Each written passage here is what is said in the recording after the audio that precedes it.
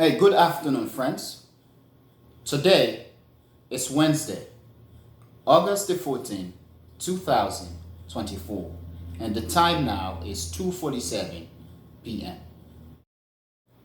So, in terms of the situation in the Middle East, once again, many are anticipating highly an Iranian retaliation, which there are those who are saying could lead to an all-out war in the region. There are others who are saying an all-out war is not going to benefit Israel nor benefit the Iranian. Now, it is also being said or anticipating that if this war between Iran and Israel come into fruition, the United States is going to get involved. Now, for the United States, if it is involved in a war with Iran, yes, the United States is capable of defeating Iran, but we should then ask, what does a defeat of Iran by the United States means? How does it look or feel like? Because we have to anticipate that or accept the fact that Iran is not Afghanistan, Iran is not the Taliban. The Iranian are sophisticated and they are a people, or Iran is a country that does have its own military industrial complex. Iran is manufacturing its own munition. Now, given what is happening in Europe between Russia and Ukraine, given the global divide, given the divide between the West and China, and the fact that China is now anticipating the West is going to come after her or after it next, should the West defeat Russia completely. The Chinese are in strong support of the Russians, and I am certain that they are bidding for the Russians to win this war. And given what is happening in the world with the emergence or the expansion of BRICS and the alliance shifting or an alliance system being formed among countries such as Russia, China, North Korea, Iran, and so on, perhaps we should consider the fact or the possibility that should there be an all-out war between Israel and Iran, yes, the United States is going to come into the war against Iran in support of Israel.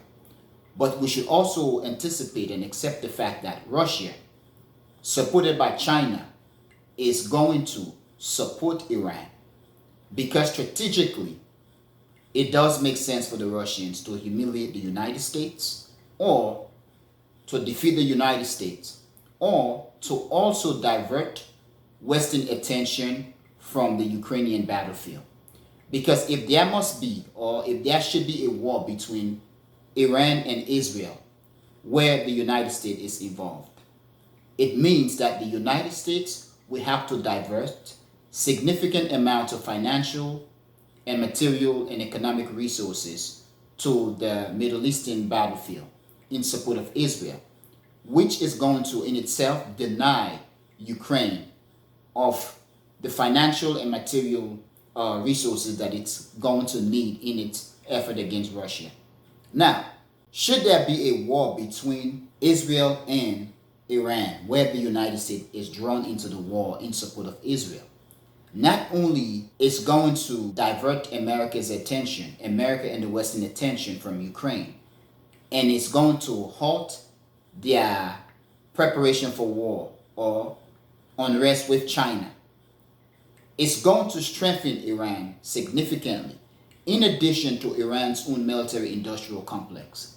Support for Iran by Russia and China is going to boost Iran significantly to the point where Iran could resist the United States, could impose a terrible humiliation, embarrassment to the United States, or defeat the United States in other ways, especially by not being defeated by the United States.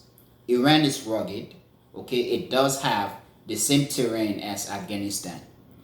But in addition to the fact that it does have its own military industrial complex, should it be supported by Russia and China, could withstand the forces, the might of the United States and the West, which in itself, geopolitically and in the eyes of the global south will basically make Iran look like another country or one of the countries that are standing up to the West.